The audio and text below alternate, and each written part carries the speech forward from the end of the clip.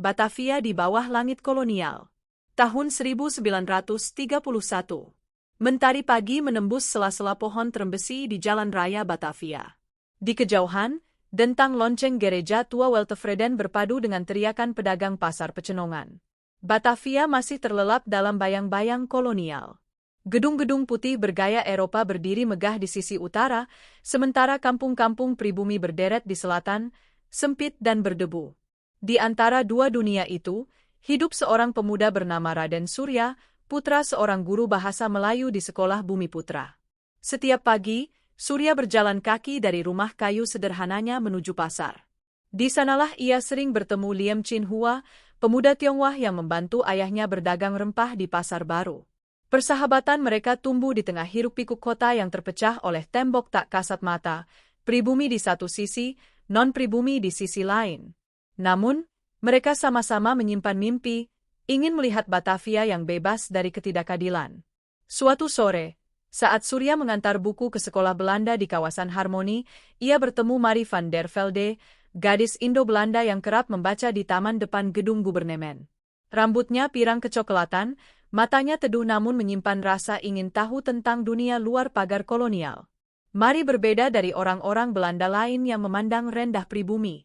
Ia berbicara dengan Surya tanpa rasa takut, menanyakan tentang kehidupan di kampung dan suara gamelan yang sering terdengar dari kejauhan. Batavia kala itu memang kota penuh kontras. Di satu sisi ada pesta dansa dan aroma parfum di gedung Societe Concordia, di sisi lain ada deru becak dan bau lumpur Kali Ciliwung. Di antara dua dunia itu, kisah mereka bertiga perlahan tumbuh. Sederhana, hangat, namun berbahaya di bawah tatapan tajam aparat kolonial. Namun, bayangan perubahan mulai terasa. Desas-desus tentang pergerakan nasional dan rapat rahasia kaum muda dari Bandung mulai sampai ke telinga Surya. Malam-malam di gang sempit Pecenongan kini bukan hanya diisi bunyi jangkrik, tapi juga bisikan tentang kebebasan. Surya menatap langit Batavia, langit yang sama birunya dengan milik orang Belanda, tapi baginya terasa lebih berat. Ia belum tahu bahwa pertemuannya dengan Marie dan Liem Chin Hua akan menuntunnya pada jalan panjang menuju kesadaran bahwa tanah kelahirannya bukan sekadar tempat berpijak, tapi rumah yang harus diperjuangkan. Suara dari Gang Pecenongan. Hari-hari di Batavia terus berjalan di bawah terik matahari dan aturan kolonial yang dingin. Di gang-gang kecil Pecenongan, rakyat jelata hidup dengan cara mereka sendiri, penuh tawa, kerja keras, dan harapan yang rapuh. Anak-anak bermain di tepi kali, pedagang menjajakan soto di bawah pohon beringin, dan para ibu menenun tikar di serambi rumah kayu. Di tengah kehidupan sederhana itu, Raden Surya semakin sering mendengar bisik-bisik tentang pergerakan. Di warung kopi milik Pak Darsa, seorang bekas juru tulis yang kini berjualan kopi tubruk, para pemuda pribumi berkumpul diam-diam setiap malam. Mereka membaca koran Sinpo dan Pewarta Deli, membicarakan kabar tentang pemuda-pemuda dari Bandung yang menulis tentang kemerdekaan. Kata itu masih tabu di Batavia. Tapi bagi Surya, setiap kali mendengar merdeka, dadanya bergetar.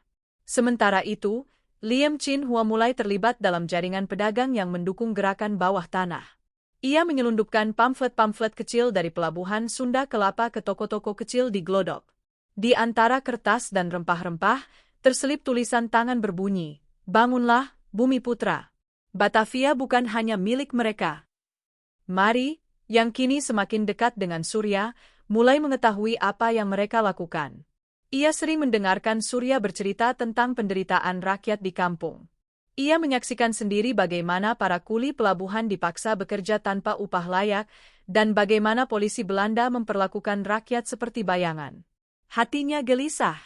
Ia mencintai Surya, tapi darah Eropa di tubuhnya adalah tembok yang sulit ditembus. Suatu sore, Marie mengajak Surya dan Liem berjalan di Taman Koningsplein, lapangan merdeka sekarang. Ia berbisik, "Kalian ingin kebebasan, tapi apakah kalian siap kehilangan segalanya?" Surya hanya menatapnya lama, lalu menjawab lirih, "Kami sudah kehilangan terlalu banyak, Marie." Pada malam itu, penjaga Belanda menggerebek warung Pak Darsa. Banyak pemuda ditangkap, koran disita, dan kabar tentang gerakan subversif menyebar cepat. Surya dan Liem lolos, tapi nama mereka sudah tercatat di mata pemerintah kolonial. Mari mendengar kabar itu dari ayahnya, Letnan van der Velde, yang memimpin penyelidikan. Hatinya terbelah antara cinta dan kewajiban keluarga. Di bawah cahaya lampu minyak, Surya menatap sungai Ciliwung yang hitam beriak pelan. Ia tahu Batavia sedang berubah. Rakyat mulai berani bersuara.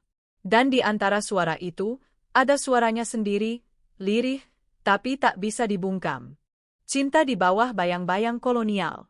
Musim hujan datang membawa aroma tanah basah ke seluruh Batavia.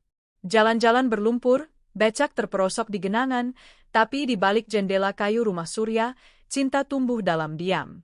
Mari kini sering datang diam-diam, mengenakan kerudung sederhana agar tak dikenali penjaga. Ia membawa buku-buku Eropa dan surat kabar yang dilarang. Mereka berbagi cerita tentang kebebasan, sastra, dan dunia tanpa batas ras dan warna kulit. Namun, dunia di luar jendela mereka tak seindah itu. Penangkapan makin sering terjadi. Banyak pemuda yang dituduh simpatisan gerakan perlawanan dikirim ke penjara Glodok atau ke luar Jawa. Surya mulai bersembunyi di rumah Liem di daerah Pinangsia. Liem sendiri kini berada di bawah pengawasan karena dituduh mendanai aktivis Bumi Putra. Toko keluarganya sempat digeledah dan ayahnya dipanggil ke kantor residen Belanda. Suatu malam, Surya mengajak Mari ke pelabuhan Sunda Kelapa. Mereka berdiri di tepi dermaga, menatap kapal-kapal besar yang membawa hasil bumi Nusantara ke Eropa. Lihat, kata Surya, setiap karung kopi, setiap batang gula, semuanya dari tangan rakyat kita. Tapi yang menikmati hanya mereka di balik pagar tinggi itu. Mari terdiam. Ia menatap Surya dengan mata berkaca-kaca. Kalau semua ini berubah, katanya pelan, kau akan kehilangan aku. Surya menatap langit, lalu menjawab, aku rela kehilanganmu, asal negeriku tak lagi kehilangan dirinya. Keesokan harinya, Mari dipanggil oleh ayahnya. Ia tahu hubungan putrinya dengan seorang pribumi akan mencoreng nama keluarga. Ia diancam akan dikirim ke Semarang. Mari menolak, tapi tak berdaya. Di malam terakhir sebelum kepergiannya, ia menulis sepucuk surat untuk Surya. Cinta kita lahir di antara tembok penjajahan. Jika aku tak kembali, teruslah berjalan, Surya. Sebab aku akan selalu berdiri di sampingmu di setiap langkah menuju kebebasan. Surya membaca surat itu dengan tangan gemetar. Hujan turun deras. Di luar sana, petir menyambar menara gereja Weltevreden. Batavia menangis malam itu, bukan hanya karena kehilangan cinta, tapi karena kehilangan harapan yang baru tumbuh. Api di pelabuhan Sunda Kelapa. Tahun 1935. Ketegangan di Batavia memuncak. Rakyat mulai berani melawan peraturan kolonial yang menindas. Pajak dinaikkan, upah diturunkan, dan polisi Belanda semakin brutal. Di pelabuhan Sunda Kelapa, para kuli pelabuhan memutuskan untuk mogok kerja. Surya, kini menjadi salah satu pemimpin kelompok muda, berdiri di antara mereka, bersama Liem, yang kembali berani turun tangan. Ini bukan sekadar upah, teriak Surya. Ini tentang harga diri kita sebagai manusia. Ratusan pekerja berbaris, membawa bambu runcing dan bendera merah putih kecil buatan tangan. Namun, aparat kolonial datang bersenjata. Tembakan pertama meletus, disusul jeritan. Liem berlari membawa Surya yang tertembak di bahu, menembus kabut asap dan teriakan rakyat. Darah bercampur lumpur, tapi semangat mereka tak padam. Malam itu, pelabuhan terbakar. Gudang rempah milik Belanda hangus, dan berita pemberontakan menyebar ke seluruh kota. Pemerintah kolonial menanggapinya dengan keras, puluhan orang ditangkap, termasuk Liem. Surya berhasil lolos dan bersembunyi di rumah tua dekat Pasar Baru. Di sana ia menulis sebuah catatan pendek di balik kertas surat Mari. Batavia akan berubah. Mungkin bukan hari ini, tapi suatu saat, kota ini akan berdiri dengan nama baru, Jakarta. Batavia menjelang fajar. 4 tahun berlalu. Tahun 1939. Angin dari laut membawa kabar tentang perang di Eropa. Batavia kini dijaga ketat, tapi di balik itu, semangat rakyat semakin kuat. Surya kini menjadi guru, menggantikan ayahnya yang telah meninggal. Ia mengajar anak-anak kampung membaca dan menulis tentang sejarah, tentang hak mereka sebagai manusia. Di kelas kecilnya di Pecenongan, ia selalu berkata, Merdeka bukan hadiah. Merdeka adalah keputusan. Liam tak pernah kembali. Ia dikabarkan tewas di penjara Glodok. Sementara Mari, yang dikirim ke Semarang, menulis surat terakhir sebelum kapal yang ditumpanginya tenggelam di Laut Jawa. Dalam suratnya ia berkata, "Jika suatu hari kota ini berganti nama, dan rakyatnya berjalan dengan kepala tegak, maka disitulah cinta kita benar-benar hidup." Surya berdiri di tepi Kali Ciliwung yang tenang. Di kejauhan, suara lonceng gereja tua berpadu dengan azan subuh dari kampung seberang. Langit Batavia mulai berubah warna, dari kelabu kolonial menjadi merah muda fajar. Ia tersenyum lirih.